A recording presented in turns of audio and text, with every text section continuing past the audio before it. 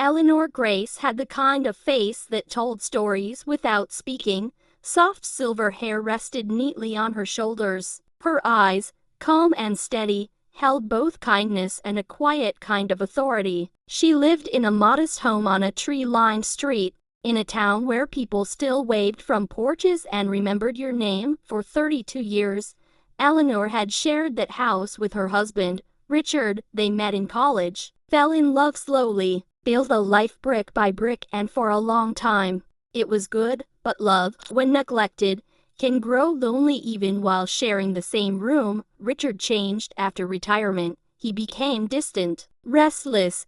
He spent more time on his phone than with Eleanor, more time away than at home. At first, she told herself it was normal. People drift, seasons change, but her heart knew something was wrong. One afternoon, Eleanor overheard a conversation Richard didn't know she could hear. He was laughing, softly, intimately. "She's not competent to stop us," he said. "She won't see it coming." Those words stayed with her, not loud, not angry, just cold. That night, Eleanor didn't cry. She sat at the kitchen table with a cup of untouched tea and listened to the clock tick. Sometimes wisdom doesn't shout, sometimes it whispers. Over the next week, Eleanor moved carefully. She confirmed what her heart already knew. Richard was involved with another woman, younger, impatient, and eager to take what wasn't hers. They planned to sell the house behind Eleanor's back. They believed she was too gentle to resist, but kindness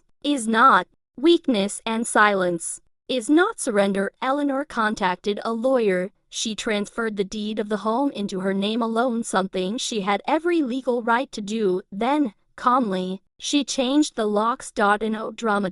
No confrontation, just quiet resolve. 2 days later, the real estate agent arrived, and so did Richard. With the other woman beside him, they stood on the porch, smiling, confident, until their keys didn't work. Eleanor opened the door herself. She looked composed, grounded, strong. "This is my home," she said gently, "and I won't be leaving it."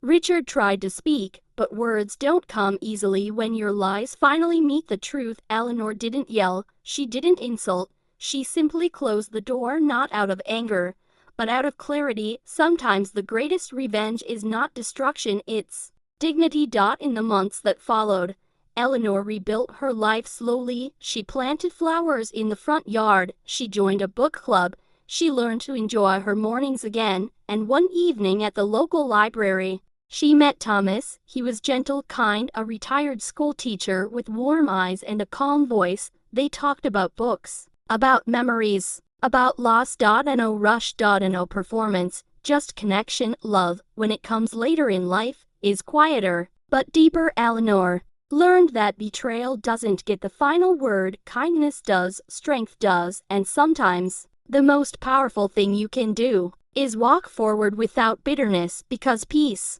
is the truest form of victory.